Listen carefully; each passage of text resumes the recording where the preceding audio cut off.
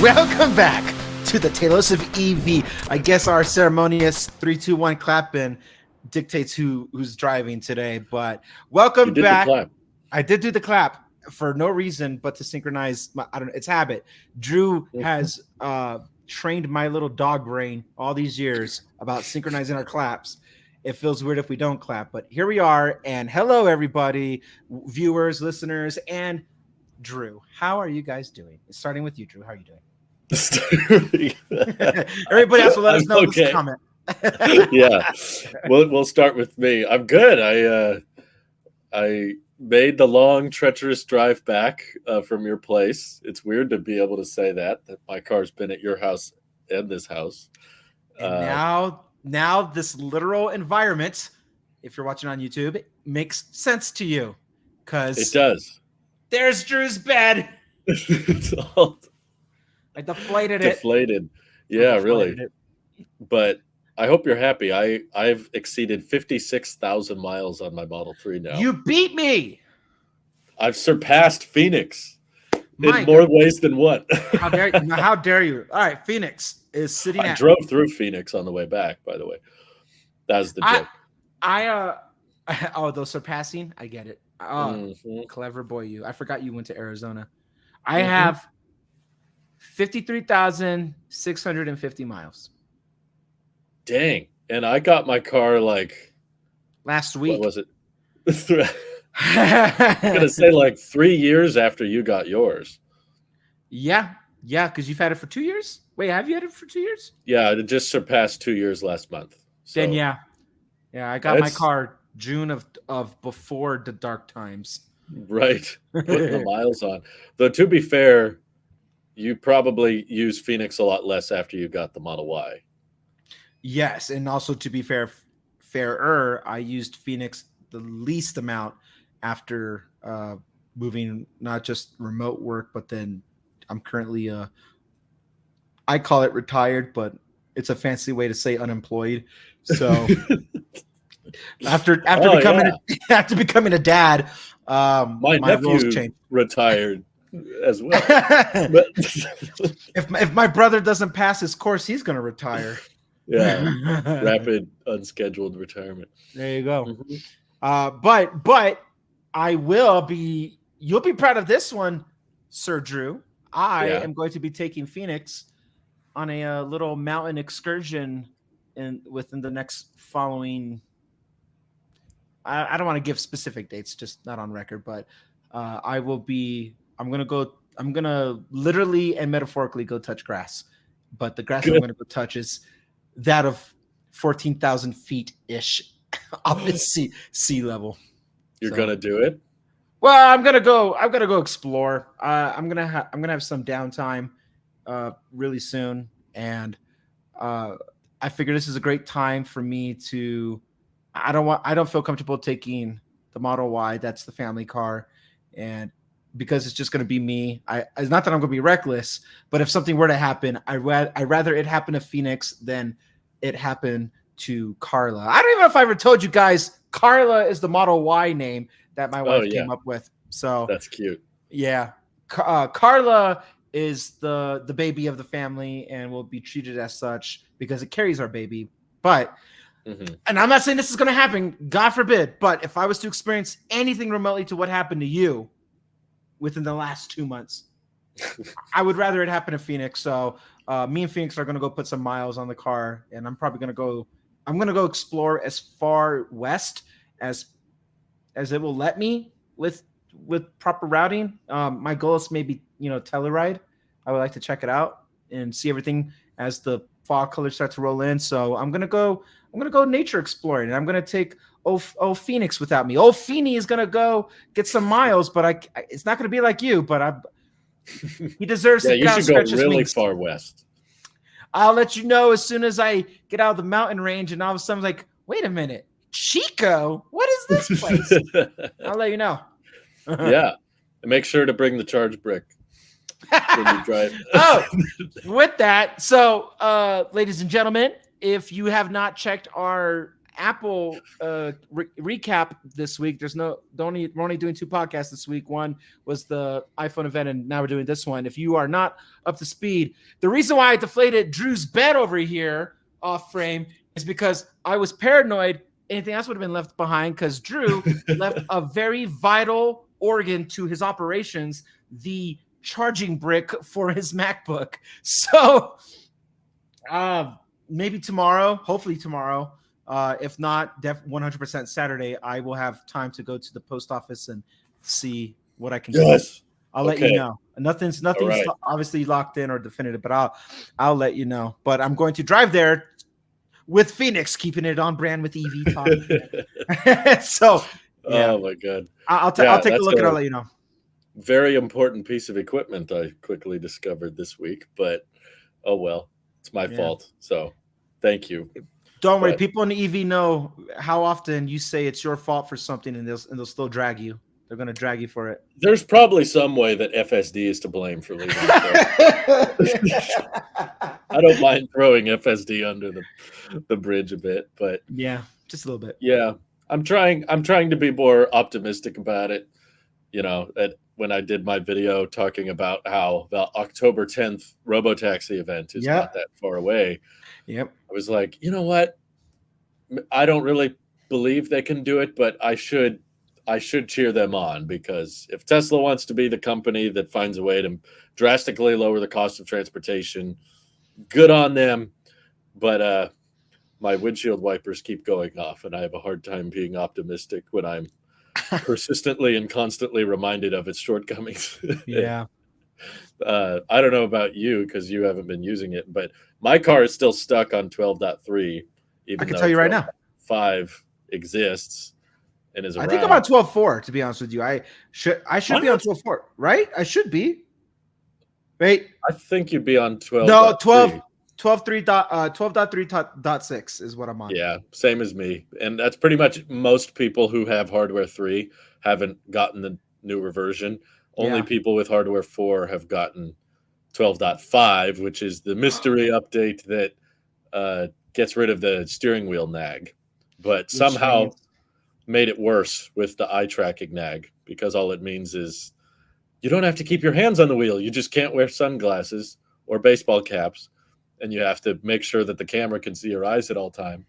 I tried to do it on my Model 3 Performance test drive. That vehicle had 12.5, and I only had it for 15 minutes, and FSD was already annoying me. I was already I was doing this, like the camera's up here, and I'm putting my head as close as I can with my eyes wide, and it's like, please look at the road. Please look at the road. And I was like, oh, jeez. Trying to be optimistic. I don't know. Do you think that's wrong? Do you think it's important to be cynical? Yes. About yes, that's wrong. That's very wrong. I'm a nihilist. Everything's doomed.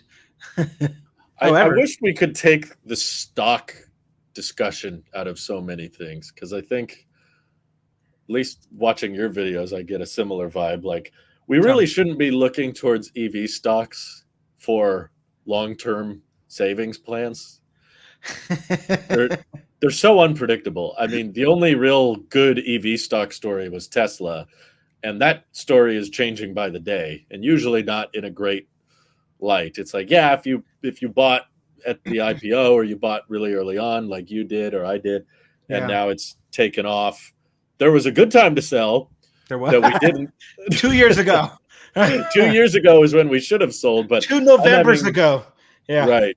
The more time that goes by, I'm having a harder time believing that those prices will be achieved, at least in the near term.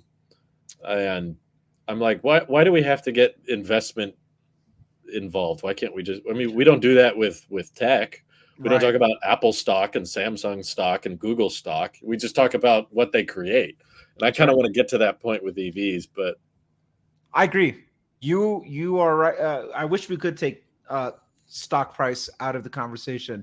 Unfortunately, we can't. And I think it's because there's no way to actually like verify this. And it's too soon for everybody else, all the other startups, to really. Where I'm getting at is that the reason why we have to calculate stock prices because of who's running Tesla. And that person has such, I'm talking about Elon, guys. He has such a public profile. He's in the public eye all the time, chronically, and he doesn't understand that what he says, moves the market sometimes. Well, more than sometimes. So if you love him, then everything's great. If you don't love him, then everything's bad. And then we unfortunately tie up emotion with stock because of the person running it. And I say that with unfortunate to the other guys because RJ tweets and Rivian doesn't fluctuate based off of what he's tweeting or what he's presenting. Yeah. We were talking about Polestar on the last podcast. Like all these other guys are doing just fine with like being in the public image, and it's not manipulating the stock. But in any given day, everybody is comparing Tesla, comparing their stuff to Tesla. I've said in the past that Tesla is the Bitcoin of EVs. That it's you have Bitcoin and then you have altcoin, you have Tesla, and then you have everybody else for the EV market. Unfortunately, and as time gets closer to October 10th, the stock, as of today, as the market closing, the stock is almost 1% up. So it's doing good. But I am with you in the fact that like I don't think I'm going to get the number I have in mind to cash out, and I have to accept that. So what I'm actually waiting for now, if I'm being honest, completely EV related, is I'm waiting for the Fed to drop the interest rate this month and see what that does to the market. When there's this immediate spike, inevitably when it happens, I think I'm just gonna cash out my chips at the casino and take my winnings and allocate. But the thing is, like, so people people have engaged with me both on my individually and then on these podcasts and wherever they can reach me. But thinking that like I I'll just get, you're so biased, blah, blah, blah. Like the thing is, I came into Tesla so early that on Tesla's worst day over the last 36 months or even more, 48 months, on Tesla's worst days, I was net positive by a substantial amount. So my bias has nothing to do with it.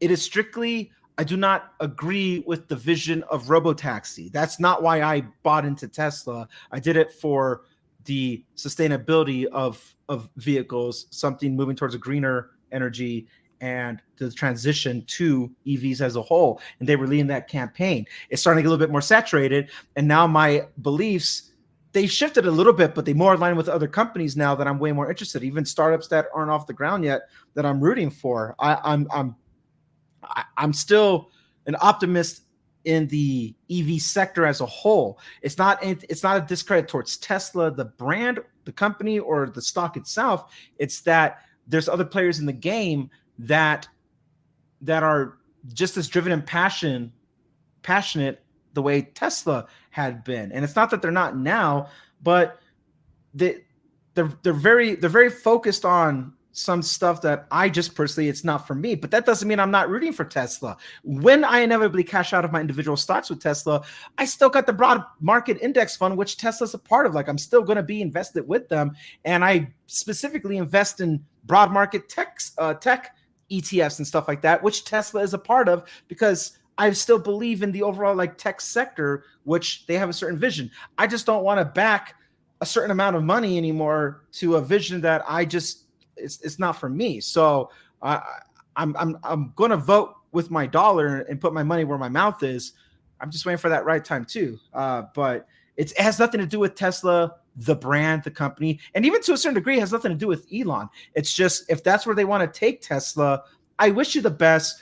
I'm not going to be on that journey with you financially as an investor, but I'm still rooting for it, because when Tesla wins, there is a ripple effect that other people are more taken seriously in the sector.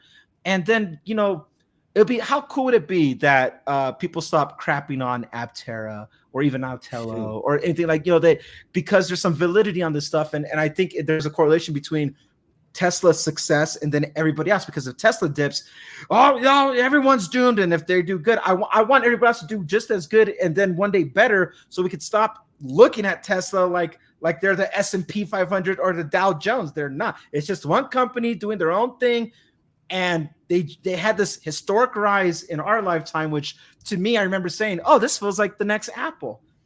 And maybe its best days are still ahead. And if that's the case, I'll be more than happy to come back as an investor when we start to see eye to eye on those objectives. For me, I just with FSD, robotaxi, and all these regulations, and it's not even that because they're not even capable. It's, even if they say they have it completely figured out, you're not just going to convince Congress like that. And if Elon has his way and Trump gets in the office, then people are going to start losing, credits and rebates and stuff to buying EVs, which blows my mind. And it has nothing to do with being political. It's just the fact that literally Trump directly was like, yeah, no, we're going to go back to focusing on oil vehicles and gas and stuff like that. So if a different guy, Republican or Democrat, was like, no, all in on EV, that guy has my attention. Yeah, if it's a political stance, then I'm more green with, I'm a futurist in tech, vehicles, home, everything. I'm a futurist. I like looking towards the future on all that stuff. So at that sense, I'm also looking towards the future with other companies that I personally and passionately believe in. So we'll see. But I still wish them success next month. Like I want them to succeed. One, so I can financially benefit from it. But two, when they do good, it does have a weird ripple effect still. So I don't want to be let down. I'm tired of being let down all the time. so yeah. Yeah, the unveilings don't have a great track record of living up to the expectation. I mean, the only unveiling that Tesla really surpassed expectations on was the Model Y, but that was kind of a sucky unveiling because it was very boring, and it was like, oh yeah, it looks exactly how we all thought it would. Right. But the Cybertruck unveil, everyone losing their minds, and obviously, I wouldn't know what to do if I got one. Yeah, I think the unveil is most of the reason people were disappointed, is because they promised the world, they promised so plummeted. Much.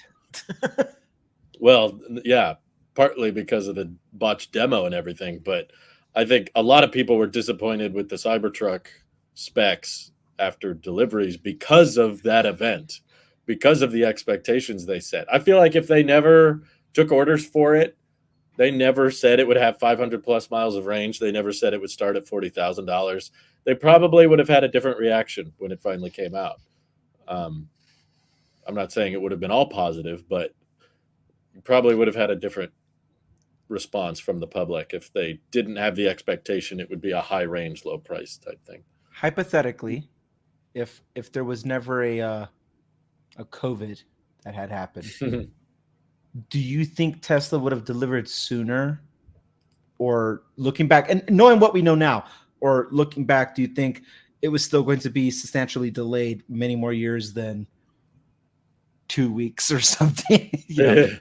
That's a good question. I actually, I probably watched Tesla closer than most. I'm not saying I'm the most avid follower, but especially when it came to content surrounding the Cybertruck, you know me, I jumped at everything. I was like, no news story is too small, no leak, no rumor. I was texting people. I was trying to keep in touch with any kind of development going on.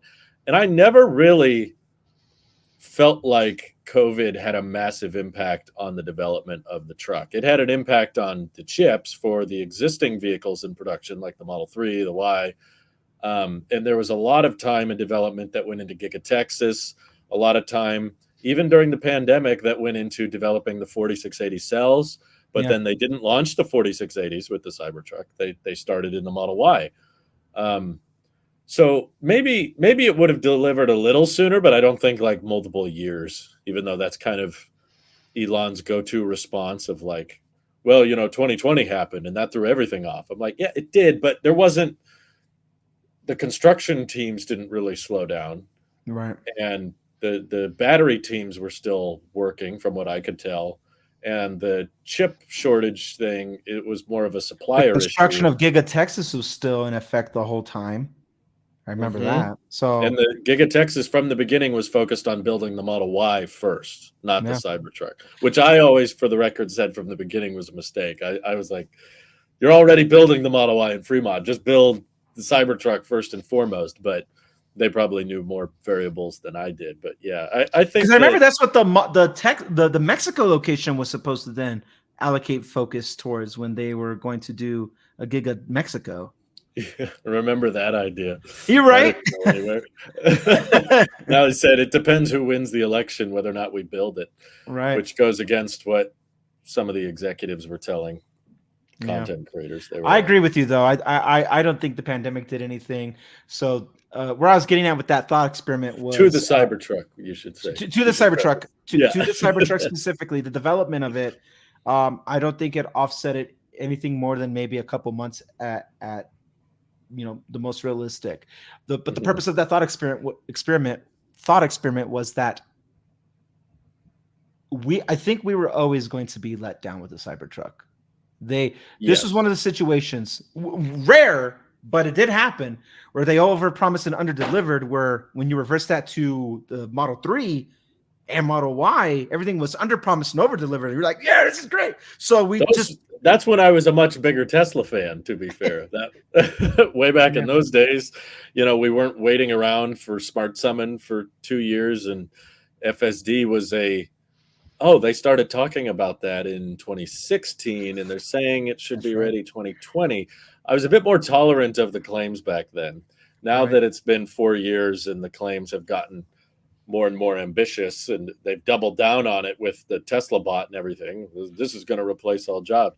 I guess I just got tired of it, but I have thought about a lot, like believing in these young companies. Like why entertain the idea? Why most startups fail? Why would you get so invested or so in love with young brands like Aptera or Telo or even Lucid to a certain extent is relatively young.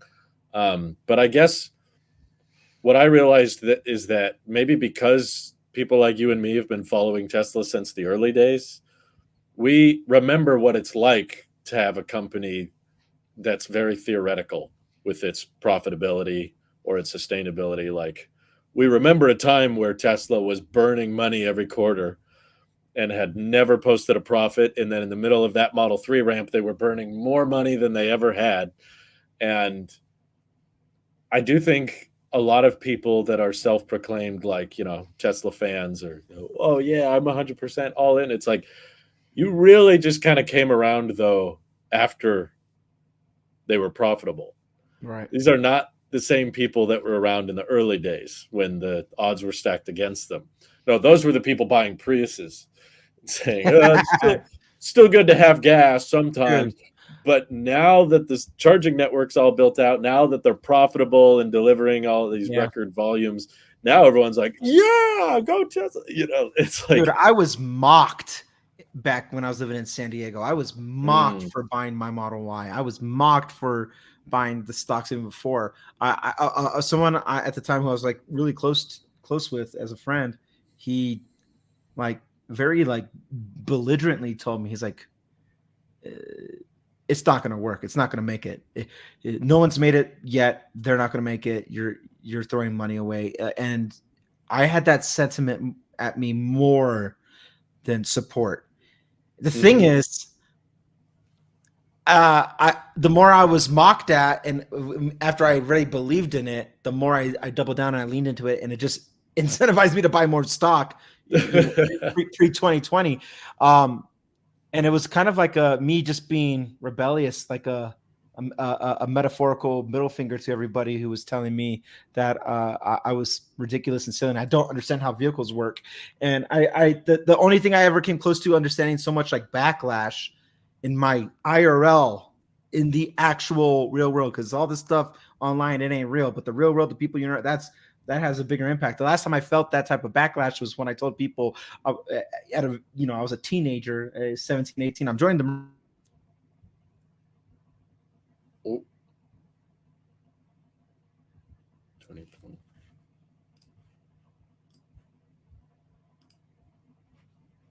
I think we lost him. Oh, you back? That was is that me or you? I think it's you, but I could be wrong. I'll write it down either way. All right, that was weird. But okay. What was the last thing you heard? The last thing I heard was the last time I got mocked like that was, I think you were going to say you joined the military. Yep, when I joined the Marine Mm-hmm. Corps, and everybody told me how ridiculous and life threatening or everything. Because I was told the same thing: you get in a Tesla, it's going to blow up on you. I was told all these things, like you're putting your life at risk, and I was like, where have I heard this before? So at the end of the day, a lot of people want to be fanboys after the fact, to what you were saying, but it's very, it's very. I have a different. It's not even that I have a different risk tolerance when it came to Tesla or the military or if the next project I will invest. It's that when you do enough research and you understand something so much, where you feel like to almost a certain degree you are a subject matter expert, that something is bound to work when it comes to the foundation of laying a product line, and that also includes like with different companies. I since being out of California, out of San Diego, I have not been able to physically observe or interact with anybody with or at Aptera. So with that, I also don't have the same experience with interactions like you have. But I observe you and Mike being passionate about it.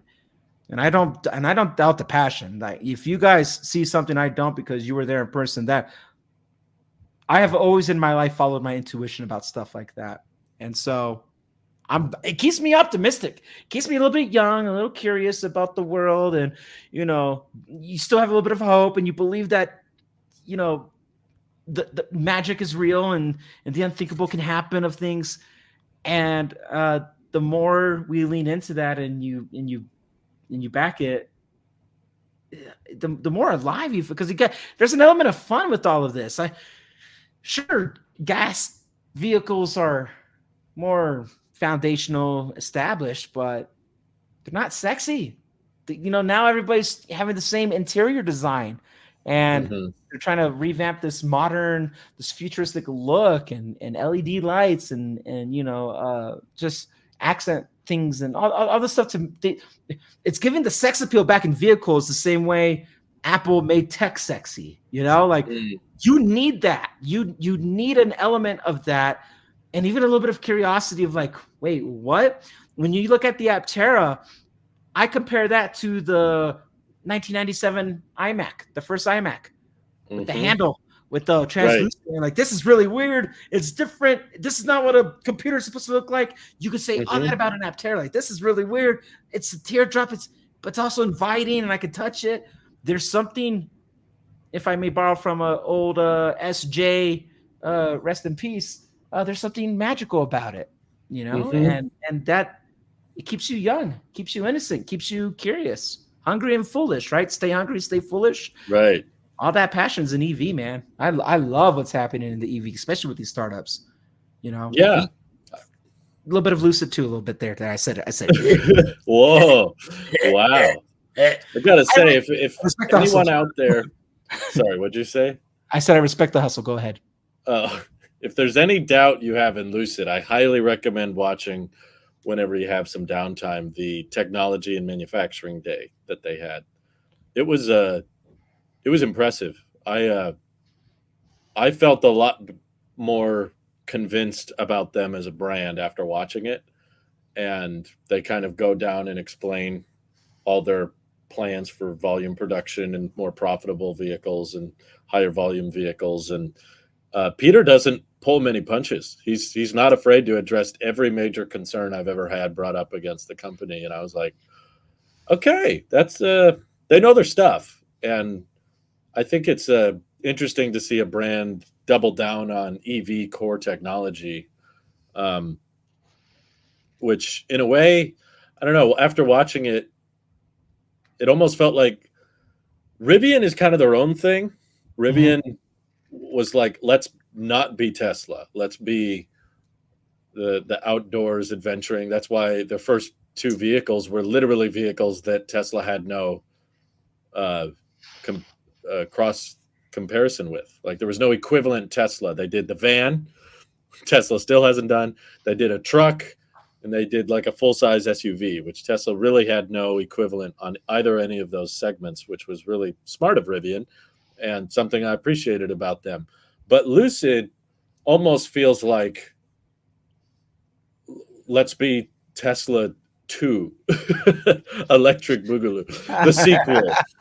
Like, yeah, we're like Tesla done with a more modern twist, I guess, like a more EV technology focus instead of just let's make things cheap and scalable. Lucid was more like, let's figure out how to make it more efficient. Let's figure out longer range. Let's figure out how to do it faster. So it was like Tesla with replace the autonomy with engineering, I suppose. It's like there's a lot of similarities, I think. But they wanted to be known for quality, right? Like that was their whole yeah, they launch pad. definitely wanted a more premium segment. They wanted a more driver's car emphasis. Right. But they also just spent so much time developing their battery pack and their powertrain, and refining it, and probably, yeah, less so on how do we make it profitable.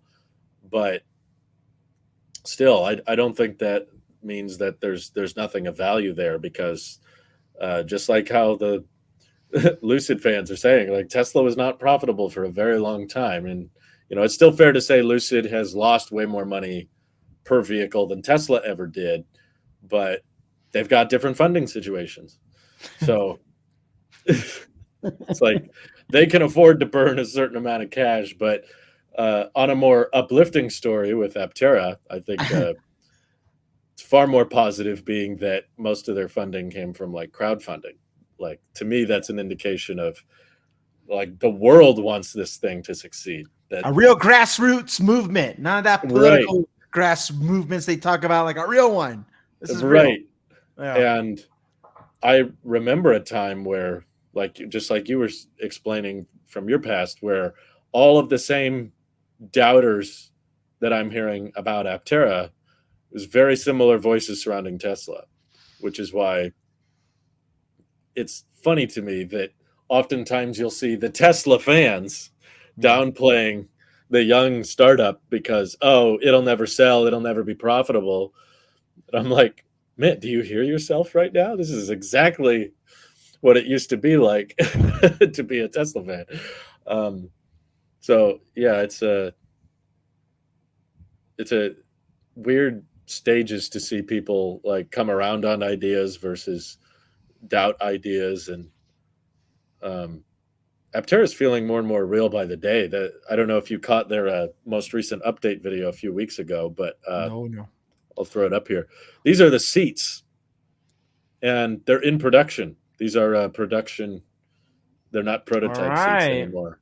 So there's more and more things getting together now. And I believe by the time, look at that handsome man. Hey, I know that guy. Yeah. I've laid down in the bink with him. They got the chassis parts coming in too. So actually, they were at a EV event in Canada recently, the other CEO, Steve Fambro. And when asked about deliveries, he actually got more specific than usual. He said Q2 of 2025. So don't 2 weeks me. I was going to say, I expect delays in this field, but the fact that he actually put a quarter down is, I don't know, feels like a good sign to me, because before they were just saying next year, it's coming next year, and hopefully as soon as possible. But to hear him say the second quarter makes me, I don't know, I'm getting pumped. I'm getting excited now. It's becoming real. Those seats you were showing. Yeah. Are they made in house or are they outsourced? I believe they are outsourced, like a lot of Aptera. They're very young and they don't have billions of dollars to burn like certain other companies do. Yeah, but yeah, they, I'm sure, weighed out, based on the conversations I've had with them, they probably weighed out a ton of different suppliers and found the most cost-effective one. Yeah. Because at this stage in the game, that's just kind of, you have to do it that way. You know? But Yeah, it's I don't know if you saw it, but one of my favorite things they did recently that was actually on the Gamma prototypes was showcasing how the solar UI works. Okay. Um, oh yeah, I have it downloaded here. I can pull it up. Uh, yeah, I won't. You won't get the audio, of course, but if I move this over here, this is something that I feel like is a UI detail you would appreciate. It's something I would be looking at all the time. I'm But if ready. I play this, he basically has the solar turned on and he slowly is inching the car out of the garage and into sunlight. And it'll show on each specific panel how many watts is generated. And Oh, the it gives you a suspense good is killing idea. me. So he's just sticking the hood out into the I see it. sun. Yeah. The watts are climbing. Oh, there he goes. So look at Boom. that, 52 watts. That could charge my MacBook right there. What's that like? Yeah, I know because I'm very sensitive to wattage. So yeah, he comes out a little more, and you can see the dashboard lighting up. It's into the 20 watts. The hood is now 60 watts, and And then boom. roof comes up, and then in real time, it's translating that to miles back per day. So like just from that angle, it's saying 9 miles back per day, 76 watts from the hood, over 110 watts now from the roof. Now you can fast charge my MacBook. Again, what's that like? But yeah, seeing those kind of UI elements, I'm gonna pay attention to that everywhere I go. Like how much can I charge? How much can I? It's get? their version of like the regen braking, and like I always make Yes, it with myself about like how right. much can I get back or how little can I use. I'm always playing that game, always, Yes, and I especially when love I'm that playing. process, Yeah, turning the efficiency and the power generation into a game. I love that. yeah. That's wonderful. So that's just one thing I'm really looking forward to, and the vast majority of my drives are just me and my wife. So I do feel like the Aptera is going to become kind of the new normal, hopefully, whenever that is. But by the time this episode goes live, I should be at the San Francisco Aptera event with the team and everybody. So I'm very excited to What check it is all out happening again. in San Francisco? Well, on Friday, which is tomorrow at the time of recording this, they're having a private event um, with certain investors, but I think you could buy tickets to it, but it costs money, of course. But on Saturday, they have a public event that's in, kind of a densely packed area in SF. It's like right off the Golden Gate Bridge, and that one's Mm. free, so anybody can go to that one.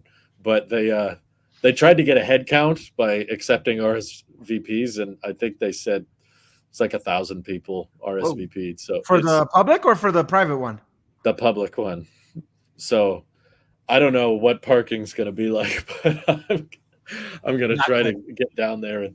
But I don't know, just seeing people's first impressions of it is always a lot of fun. In person, you get a totally different reaction than online.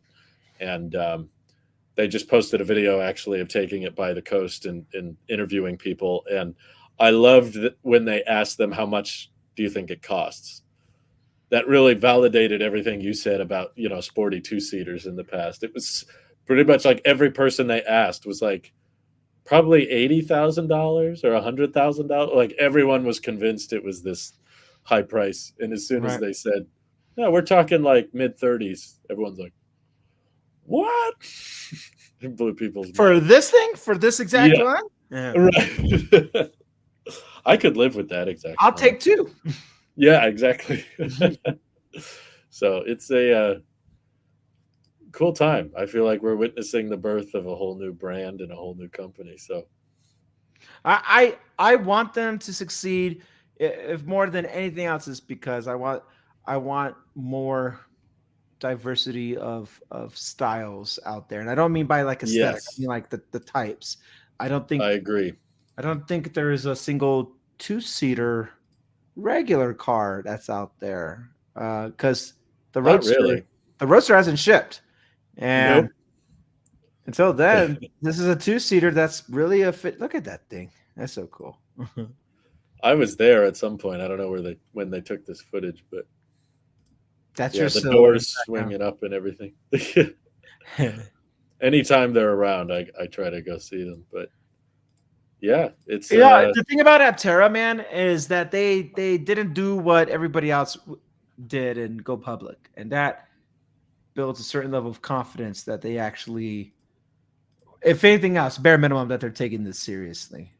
They're not mhm, looking for a cash out, then to sell and then leave and then what. Like they're actually taking right. products seriously because they didn't go public, and I think they will be the first, right? I'm trying to think. Is there anyone who's not public that put out an all electric anything? Um, Probably, but I'm having a hard time remembering. You're right. It's definitely the exception, not the Yeah. rule. But speaking of doing things outside of the norm, I'm trying to win you over on Lucid slowly because I know you're such a. But I I was just bringing attention to this recently. Lucid has not taken a single reservation for the Gravity. They're waiting for more funding from the union. I mean, they are public, but yeah, Yeah. they don't get any brownie points from you for that. Well, They're not taking I, deposits. I need more info. Why? Why aren't they? Is it is there a production issue? Is it because they know they're not ready? Is it because they don't need it? Well, they've said several times now they expect deliveries to be end of this year. So I don't think Yeah, it's that a blows my production mind because I issue. was just telling this to my brother that he was like, "Oh yeah, things in October." And in my mind, October is like 90 days from now. It's not. It's not even 30. No, And it's a like a couple year, weeks. when you say end of the year, I'm thinking like, oh, so in 6 months. I'm like, oh no, not 6 months. No, Like, they've got pre-production units coming off the line already. They're driving them around. They're showcasing the NAX port here. are they going to be the first to ship with Next? Everyone just keeps saying early 2025. It's going to be a close call, I think, between who was it? The Ionic 5 for the 2025 model year said that they will have NAX natively. They said the Gravity will have NAX in early 2025, even though they're saying deliveries are end of this year. So the first 3 months will have CCS, I guess. I don't know. It's going to be weird. But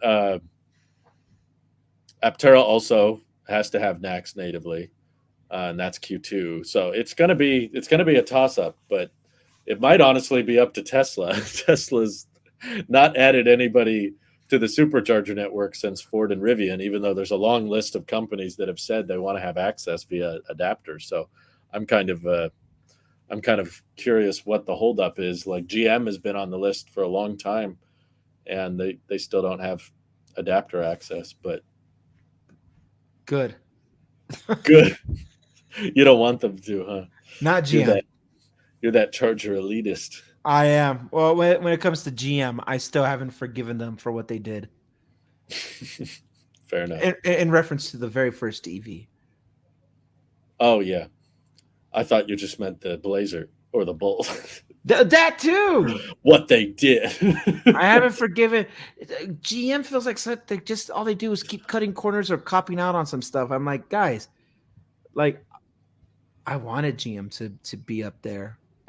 I think I even wanted them to, have a better standing than Ford, and it hasn't. I'm like, oh man, out of Legacy Auto, like GM is my least favorite right now. It's been for a Mm, while, and Legacy Auto, I think.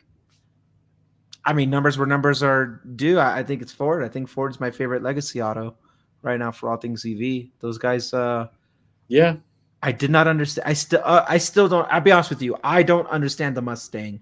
It's not a vehicle for me. I'm not. but it has supercharger access.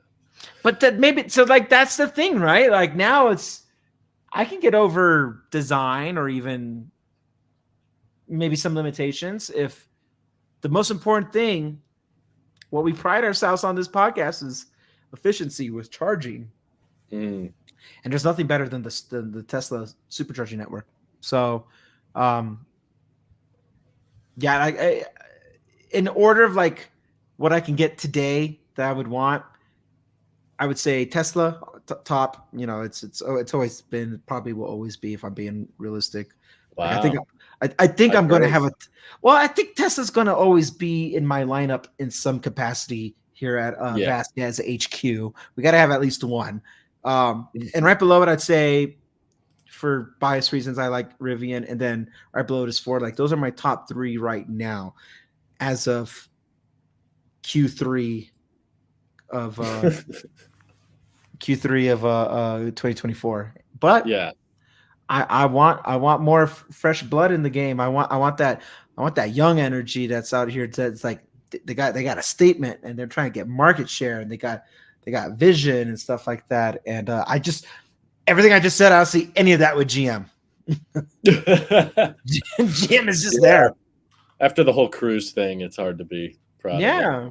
I would No, I'm say. more excited for Kia and with or any of the EV6 is sexy. I like Ionic 5.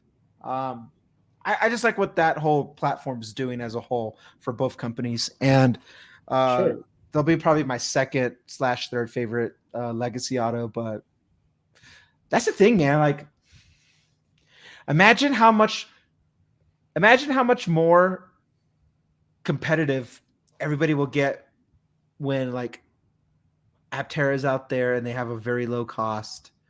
And I don't think they'll discontinue their vehicles the way, like, the Bolt. The Bolt was the cheap, like, hey, if you only got X amount of money but you want an EV, get the Bolt. Yeah.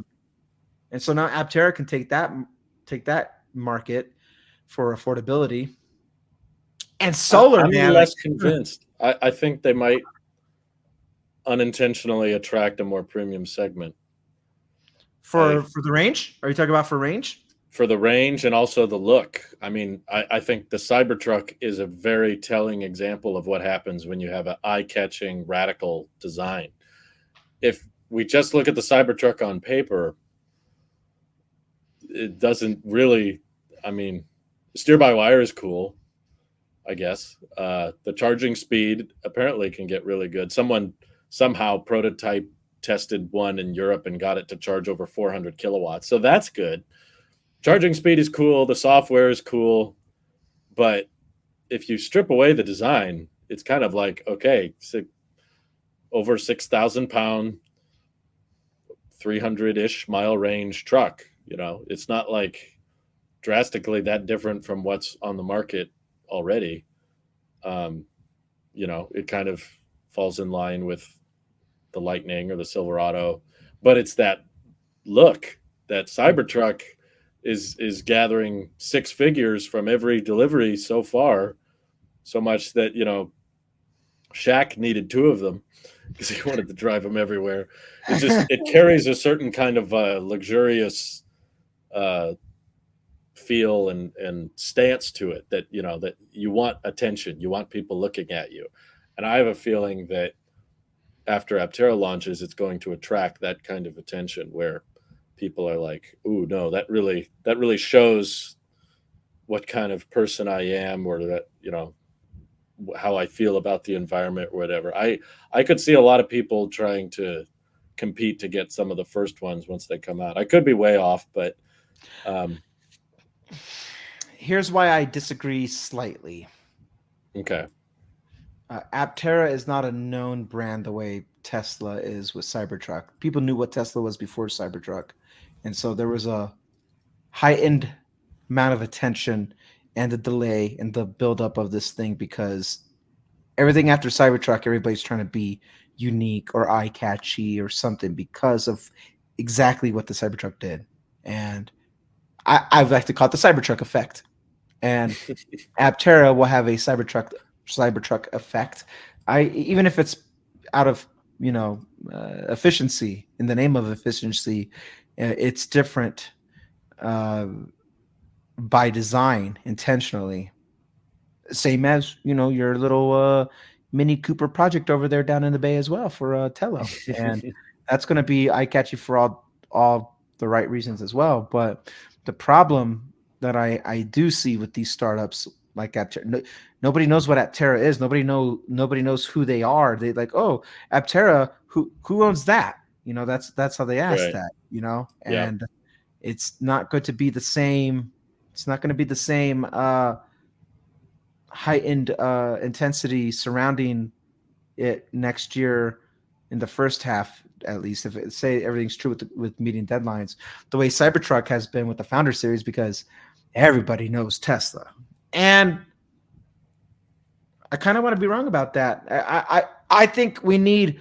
I think what Aptera needs is more of that new media coverage, stuff like Marquez with autofocus, and Jerry rigs everything, and everybody else too. You go down the list, all of them, everybody. That you need your social media influencers. God, I hate that word, but do I really do? I just took 5 minutes off of my life, but you do. You need that new energy, because I mean, I can see Jay Leno checking it out too. Don't get me wrong, I could see, but it's not going to be really targeted for Jay Leno. Well, maybe Jay Leno, because he doesn't have any kids, so he's a kind of guy himself. Well, yeah, we take a look. But Aptera, buddy. Yeah. He did check it out, by the way. I did not see this on his channel. Oh yeah, it was a while ago. But how long ago? This is news to me. Twice actually. He had the original one, the hybrid back in the day, and then he had the new one. So this one 11 years ago. Whoa! And then here's 2 years ago. Okay, I'm more interested about the 2 year ago one, because that one's more realistic. Yeah. Well, that was before even Gamma, but yeah, he did drive it around. I gotta watch it. They should do another one when the PI builds are done, when it's like in production. I like seeing people like Jay Leno or who else, Jerry Seinfeld, or anybody who's like all about cars or whatever. I like seeing older people get involved with stuff like this, because it gives me clarity of a wider spectrum of type of people who would have a type of interest in this. I'm not gonna go on your channel and just take that as valid research, because it's heavily skewed. Everybody's more or less like a futurist who would be commenting on that, unless they're they want to crap on it, but then they have their own vision. But you're not going to have somebody who doesn't know that area to be like, no, I don't even know what that is. Whereas, like, if I look at somebody like a Jay Leno or whoever, somebody older who's been around, they have a whole different set of audience eyes on them, and that gives me a clearer picture, not of the success of the product, but just where the market is. Because I mean, it is a business. They need to sell them, and not just to us, not to just people younger than Gen X. It needs to sell to the people who's got money as well.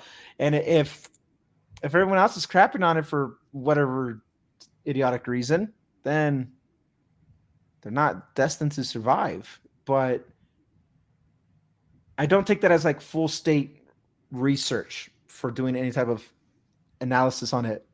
Because I mean, you could have done the same thing. I'm sure people did do the same thing with Fisker, and look how that turned out.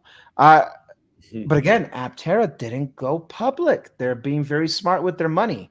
They're being very smart with how this is working, which is why you gotta, like, every startup EV. I say startup company. Let's get even wider and weirder than EVs. Anybody who wants to be a startup and start their business, you gotta have a solid foundation first, no matter what. Because you will have failure inevitably at some way, shape, or form. There will be failure, and that foundation's got to be able to catch your butt when you fall, so you can stand back up. If you don't got a solid foundation, that thing falls through too, and you're not just on a house of cards. That's how you get into these messes where you think like, oh, investors will buy me out and save me. Maybe there's a hidden element of like cynicism towards Lucid because of something like that. No one but Tesla so far for new companies, no one's earned it. And even Rivian hasn't earned it. It doesn't matter the backing of Amazon. But out of anybody, I really think Aptera might earn it. I really do feel that way. I don't know why. I don't know enough about their financials to understand that. But it's just the fact that they're taking themselves seriously. I feel like they're going to earn a certain level of success or at least longevity Hell, I even say respect in that matter too. It doesn't matter if you like it or not like it. I already said I would never be a customer because it doesn't fit my. I have more than 2 people in my family, so that particular model I can never do. But I would still have my respect, and it's not even because we're 619. Whoop whoop. It has nothing to do with being a good old San Diegan. It's just strictly out of like you're being smart as a business about this. And Aptera has had failure. You know, they've been around a lot longer than people know, and they've been through their failure. And That's what I respect a lot is the fact that they did try and fail, and that hasn't stopped them. Like they're still doing it again, and in a lot of ways, it hasn't changed. Like exterior wise, it's almost the same thing. All these years later, you can see kind of the similarities there between the original.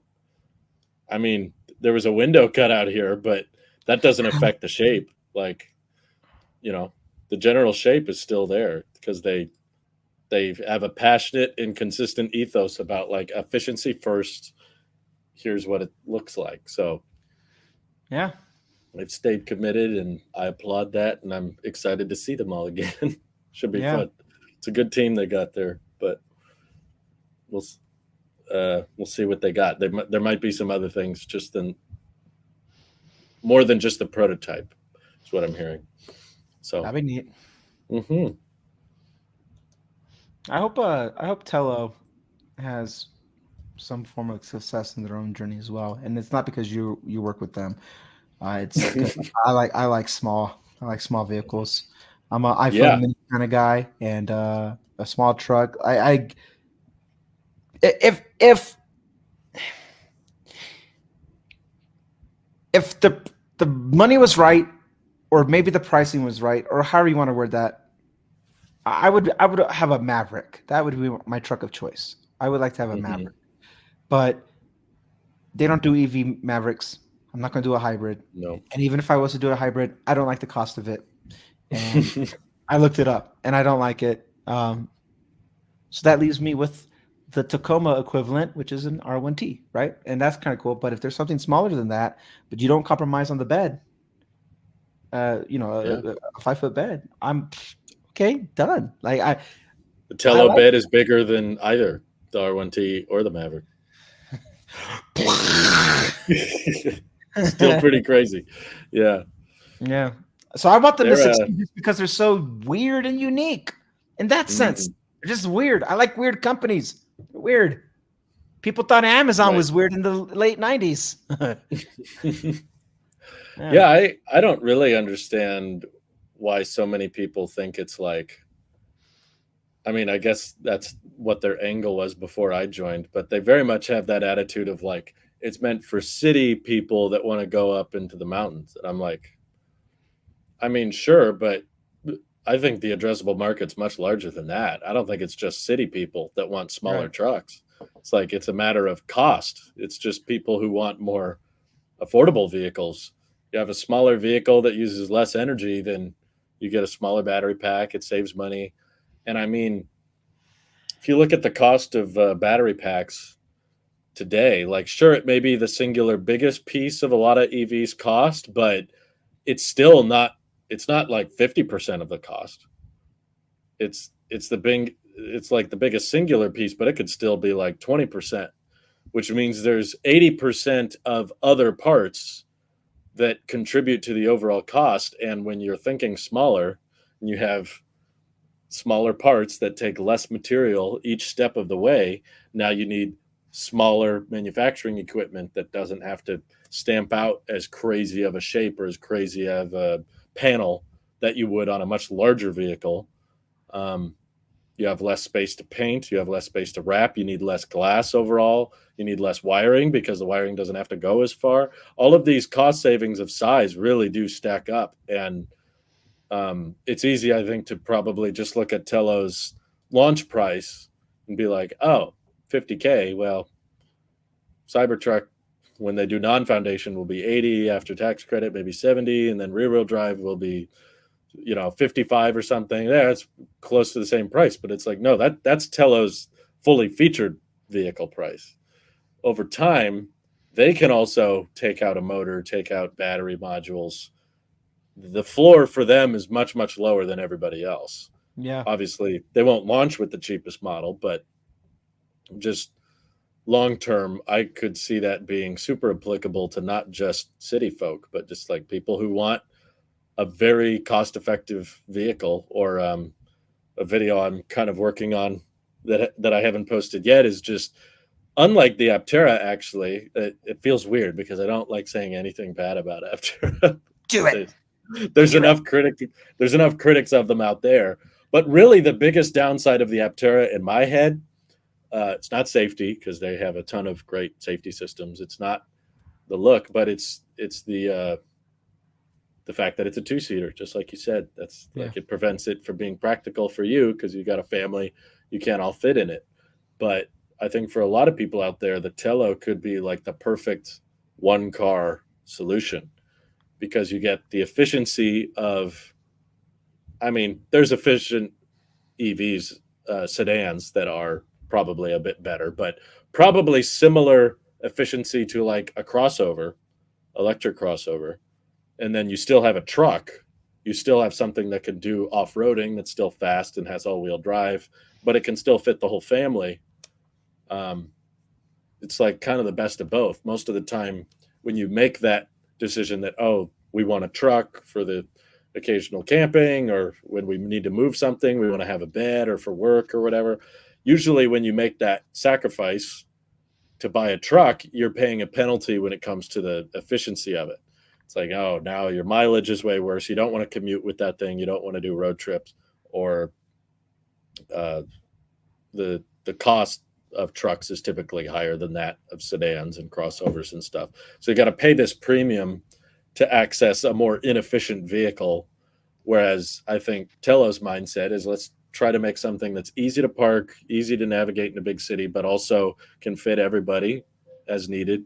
And I think for a lot of households, if you can only afford one car, it might be the perfect one. It could be the master of all trades, jack of none. Yeah. But of course, I'm super biased. So yeah, you are biased, but you're extremely biased, but there's merit in the biasism. You're biased because, I mean, you chose to work with them as opposed to. I mean, a job's a job. If somebody legacy came to you and said, "Hey, we want you to run marketing on our socials," I mean, maybe you would have said yes, but I don't think you would have been as passionate knowing that you don't have. Couldn't do it. No, I couldn't do it for Ford or Toyota. I definitely couldn't do it for GM. Exactly, because they suck. There's a lot of startups I also would have said no to, like Faraday Future. I don't. There's no passion there. There's nothing I see that's making me go, yeah, that gets me excited for the future. I want to see more of that. Fisker. I talked to several Fisker employees. Of course, by the time I was talking to them, they weren't hiring. They were doing the opposite. But I would really only... It was an F. Yeah. Exactly. I really only would have said yes to companies that I felt like were genuinely exciting and were doing something radically different. I would have had to think about it. You better uncrink your face right now, mister. Don't you dare. I only would have joined for Thomas. Oh, and he's stepping down. You got to go. I just want to work with him. He's amazing. But it was like, to me, I would only want to work with a startup that I believed had something unique and different that separated them from everybody else. You would have taken Aptera over Telo if they came to you. I'm not asking. I'm telling you, if they came to you, you would have. They've been around longer. They're sooner to launch. They excite you. To be honest, this isn't gonna help me in any way if Aptera is watching this. I have everything to gain from not saying what I'm about to say. Does Aptera even listen to our podcast? You might be surprised. You might, because not a single fellow 619er has ever made contact with me, and I'm your biggest advocate. All I'm saying is I don't know what I could really give to them that they don't already have. Like, my expertise is in getting the word out and marketing stuff, like figuring out social media algorithms. And Aptera's got the demand figured out. That's not their problem. They've got over 48,000 paid reservations. The product, frankly, sells itself. They just park it on the side of the road and a crowd shows up. Like, they got so many deposits that I don't really know what I would do differently. Like, Chris McCammon is crushing it. And what would I do? Like, what would what would my job be? I I don't don't know, know. but That's not the point. I'm saying if they did come to you, it doesn't matter. That's not the point. If they came to you, you would have taken them over Tello. I know you would have. well, I See, felt like I'm the getting you brownie Tello points right now, job. Drew. I'm telling you. See, boom. Hire them, I guys. think the Tello job was a good fit because even I didn't know hardly anything about them before we did the video on them.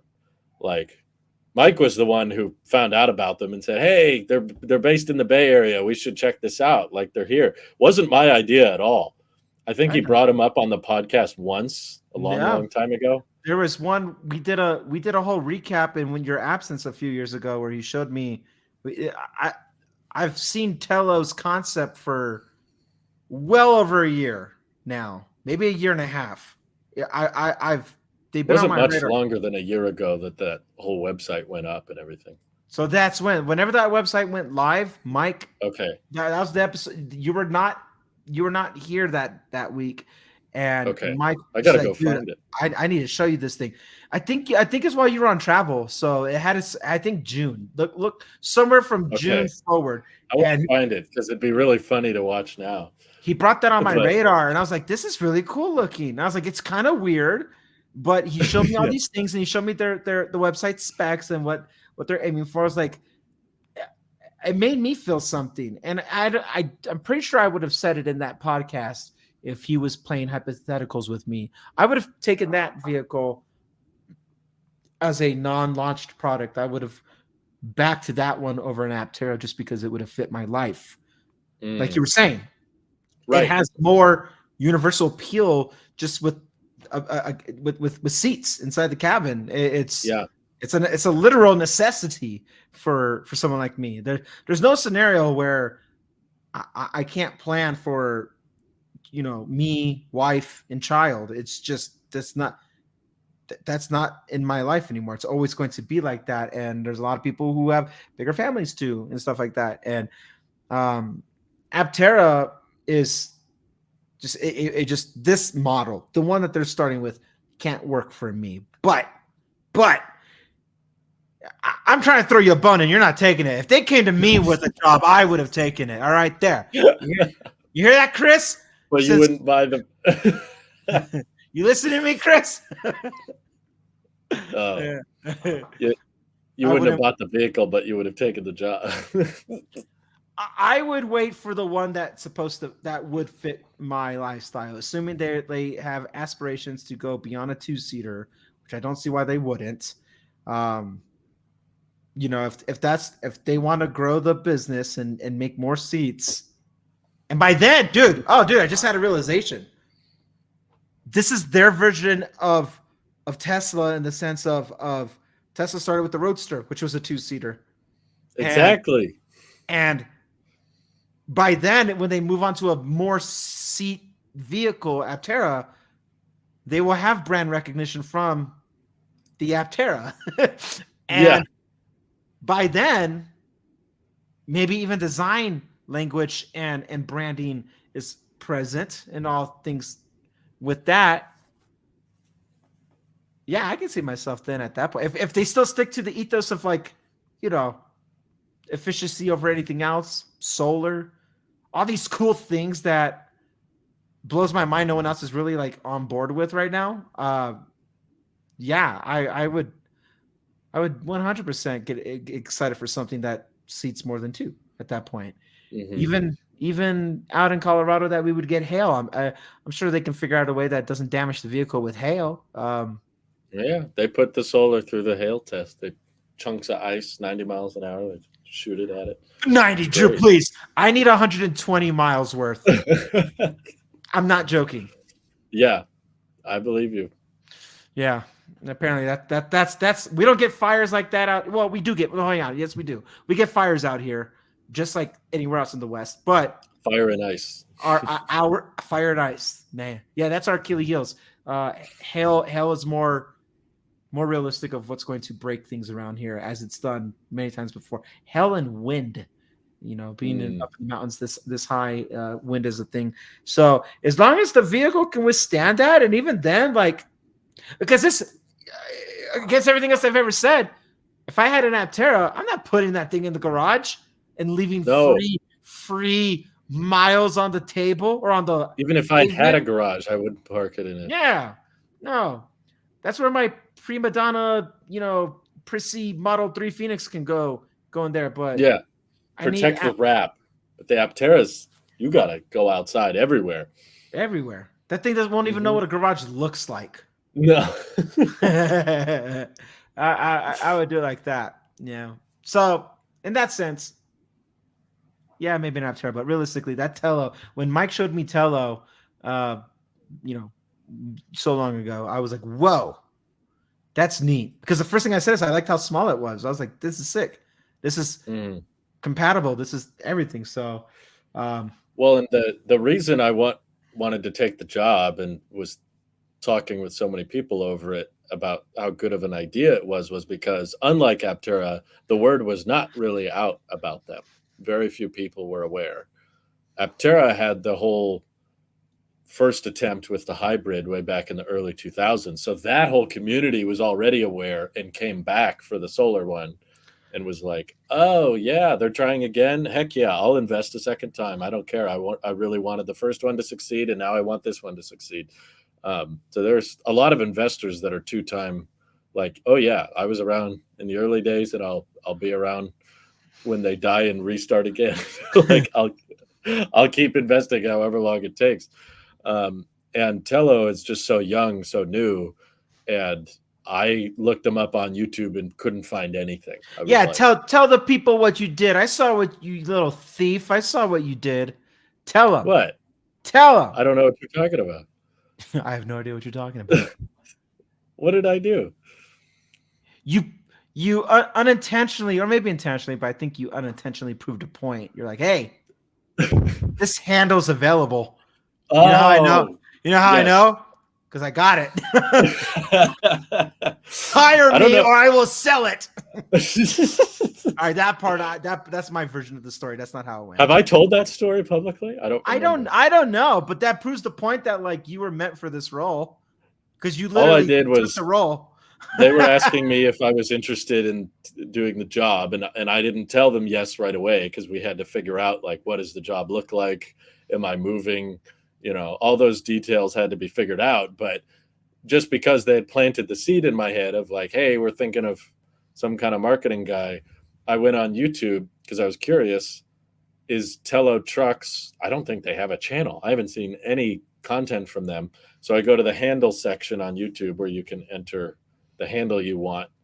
And I entered Telo Trucks and it was available. So I was just like, anyone could take it. Might as well be me. I was like, if I don't take it, maybe someone else will. And I want them to have it. So I just texted them or emailed them. I think I was talking with someone through Discord. And I just said, hey, even if you don't hire me, I've got the handle. I'll give it over to you for free.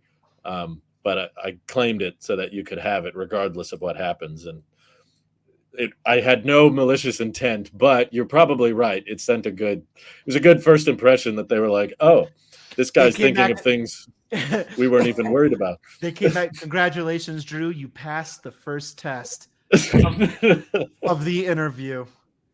You're right. A person with integrity and also forward thinking about our blind spots. And that was the interview. You're hired. Even if somebody exploited my vulnerabilities, my weak endpoints of something, I would have been like, yes, you passed the first test. We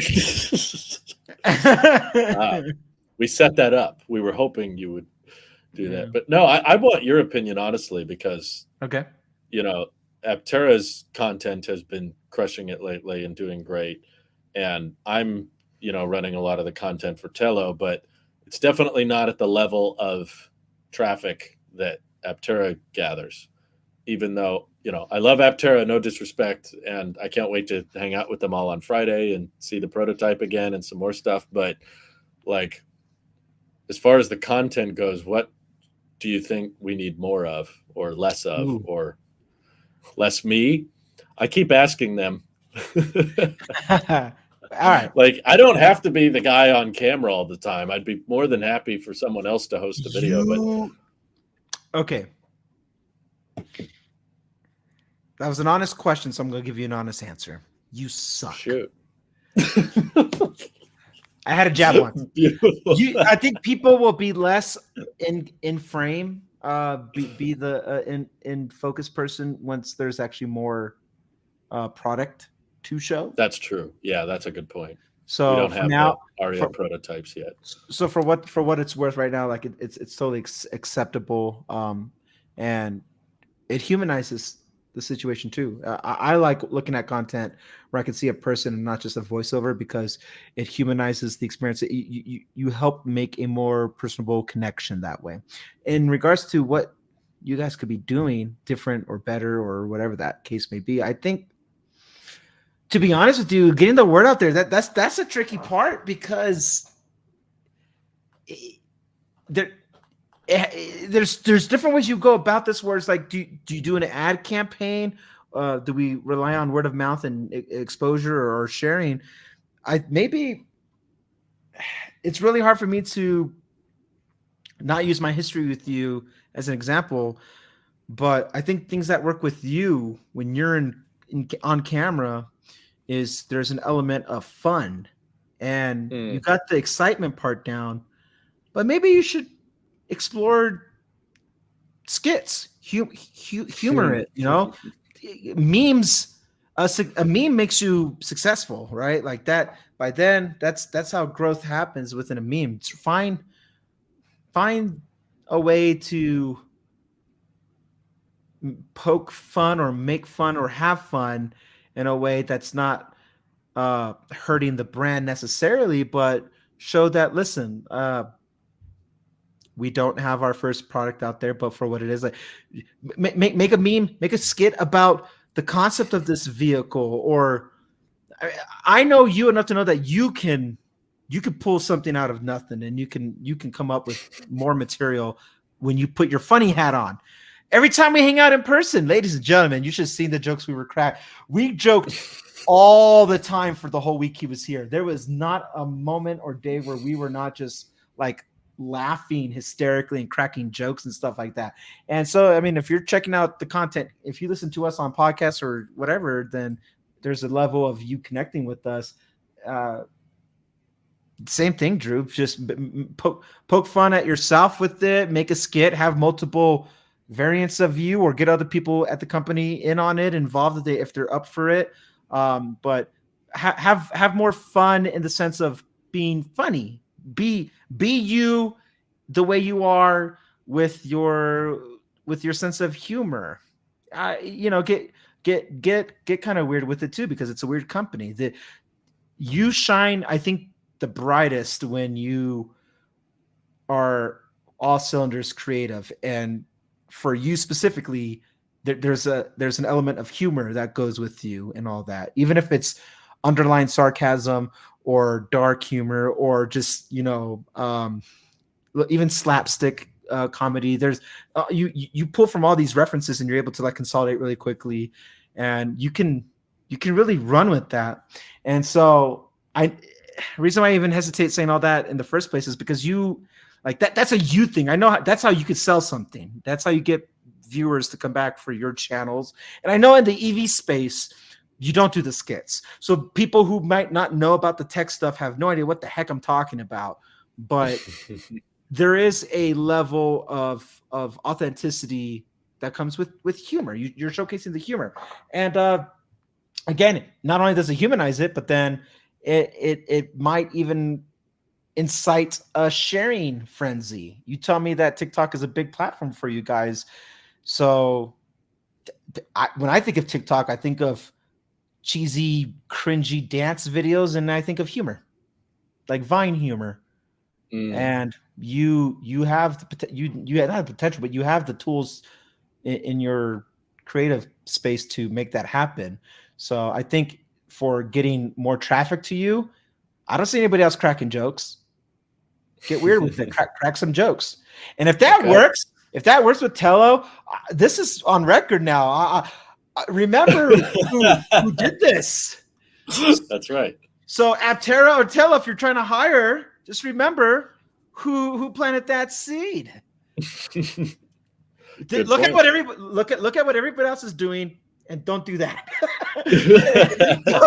go this way. Don't do that. Marketing 101. It reminds me of like the Dos Equis commercial, the most interesting man in the world. He goes, find the one thing that you're not good at, and don't do that thing. There you go. The one thing. All right, good advice. Thank you. I like that. Keep it funny. Keep it funny. Have fun. Hey, the real foundation is have fun with it. You have fun with it in the sense that when you show your excitement about something, especially when you start doing like the nitty gritty about stuff, the size, cabin space, bed size, door size, even like all the things that you're like that you can really nerd out on and have fun with. That's still true. Still do that. That one was my idea, by the way. They didn't even tell me about that. They all went up when I filmed that short that went up today. Yeah. I stopped by. That was actually the same day I met the Polestar CEO when I filmed that. Oh, okay. And I walked in because I had some questions about other videos I wanted to film. And I was like, hey, how's it going? And they're like, we're about to go into a big meeting right now. It was like a meeting where they decide what the next couple of weeks look like for everybody, like what the roles are going to be for all the engineers. We're like, we're about to go in a big meeting right now. You're welcome to join, but it's probably going to be stuff you can't talk about. And I was like, well, then I probably shouldn't go. Like, I'm sure it's cool, but there's enough stuff. I already feel like there's so much stuff they've told me that I can't talk about. That like the invisibility cloak? Right. Like the invisibility and the extendable wings and how it flies. When the plot twist is Telo actually transforms into a mansion and it's a big vehicle now, and it makes the Hummer trucks. Right. It makes the Hummer look small. That the little button, the little transformer button you were telling me about. Right. Wow. There's so many things I already couldn't talk about. So I said, go ahead. It'll be a good opportunity for me to film down here. Yeah. So when I was down there, I was looking at the prototypes and I was like, man, I just noticed like these doors on the back are so narrow compared to my car. So I got up the measuring tape, measured them. They're a foot shorter than the Model 3. And the Model 3 is a relatively small car. Other trucks out there are even bigger. So I was like, that's pretty convenient, actually, the fact that you can open this up and not have to worry about it swinging, because it's like, I don't know if the production specs will be slightly different, but relatively they'll be close because the overall size can't change too much. But less than 3 feet end to end for the door. That's it. That gives you plenty of room for opening up. So I was like, yeah, let's talk about that. So it's a very different job than YouTube, I'll say. There's some overlap with the editing and filming and posting, but the content itself is very, very different. Where your approach is very different. Mm-hmm.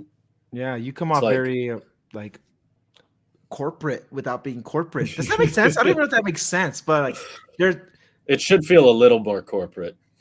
It feels like on YouTube, you don't have anything to sell. You don't have anything to promote. You don't have anything to showcase. It's coverage. It's glorified journalism. It's fancier journalism. Right. Just reporting on stuff. But when you do Telo stuff, like you're showing the evolution of the steps of this thing that's being worked on with the company. And for the marketing part, you're the face of it at that point. You know, you're the one who's on camera. You're the one representing it. So there's a level of represent the product that you're showing.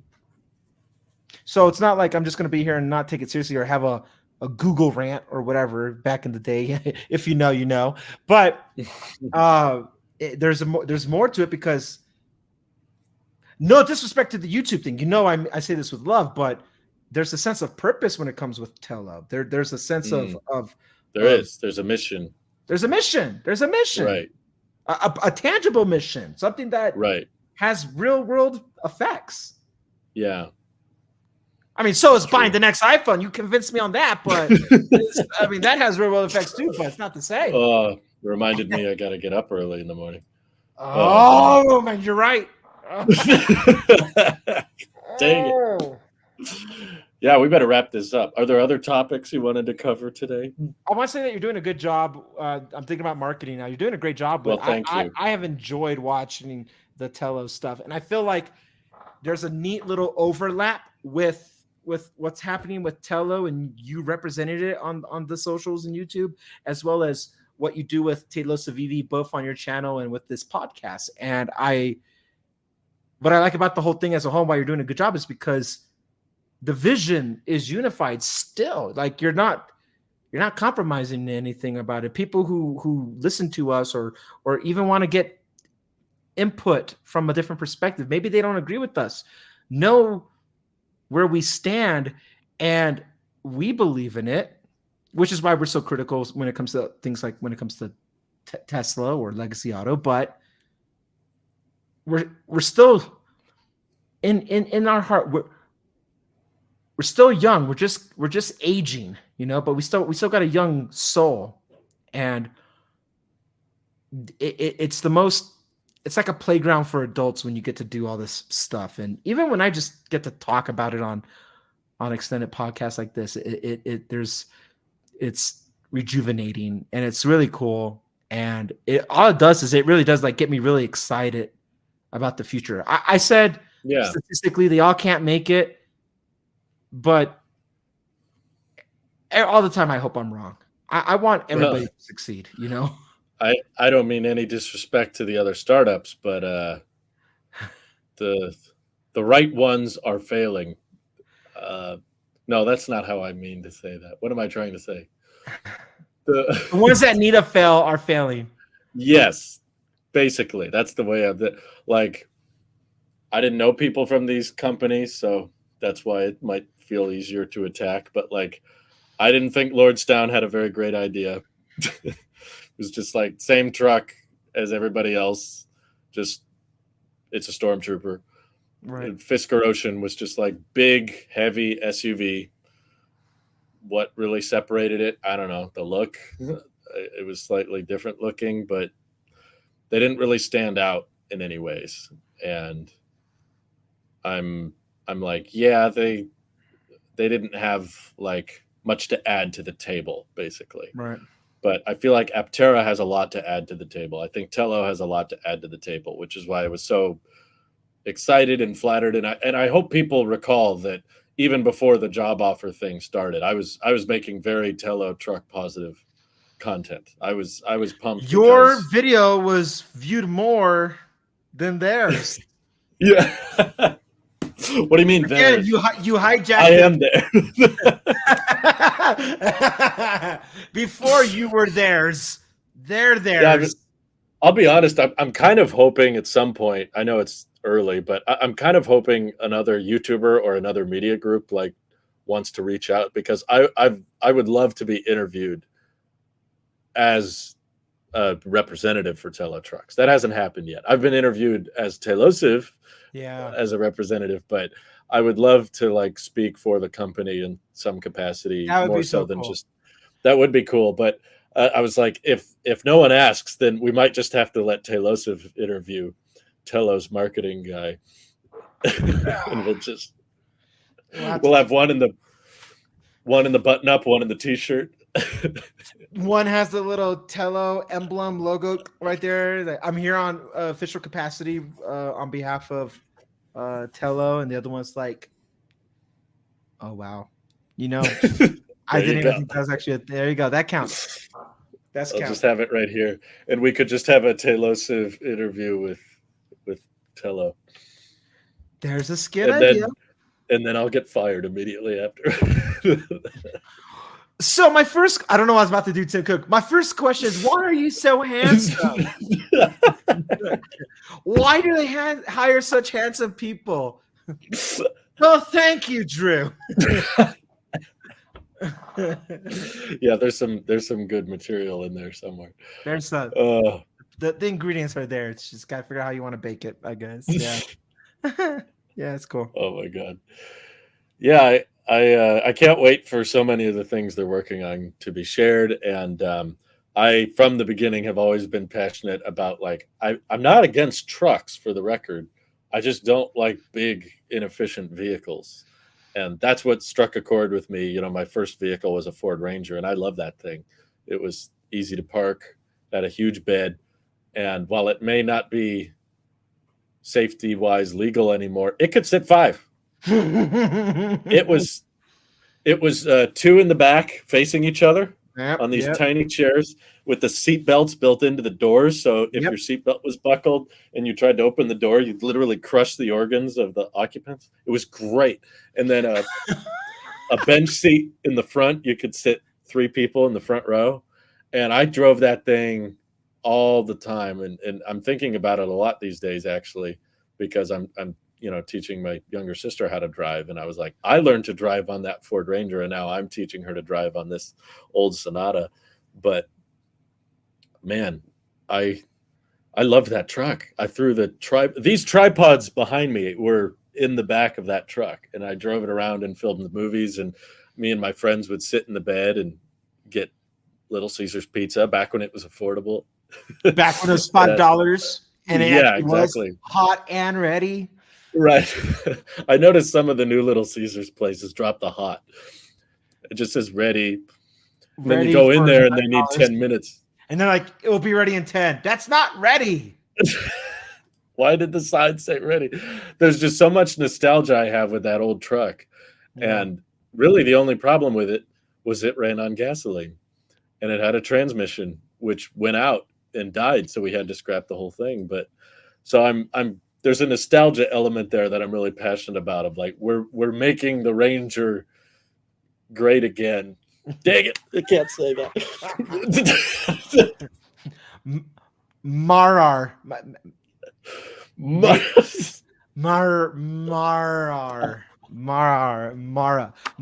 Excuse me. Listen, I'm talking now. Have you heard that? I'm talking. Do you know that one? Excuse me. Excuse me. I'm talking now. Do you know about Mara? We're gonna make a Ranger great again. Margarita. I'm talking now. Excuse me. just don't eat the trucks. Gasoline. Don't eat the trucks. We both started with the eating. Just don't eat the trucks. They're eating the trucks, I tell you. I don't know what's going on in Ohio, believe me, but they're eating the trucks. All right. Do you have any closing statements? That was it. You have 60 seconds. That's it. We're done. Quite frankly, excuse me. I got to respond. Now. Mara, make a Ranger. Marga, make a Ranger great again. Margarita. Who's Rita? Rita's a lovely, great person. Biggest crowds. Believe me. Your crowds are fake, Drew. Mine are real. All right. I think we've checked off every EV podcast cliche now. Almost. I got one more. I had 2 more. I'm worried about the Cybertruck and Beautiful. All right. Thanks all. We'll catch you next week. Take care. Bye. Bye-bye.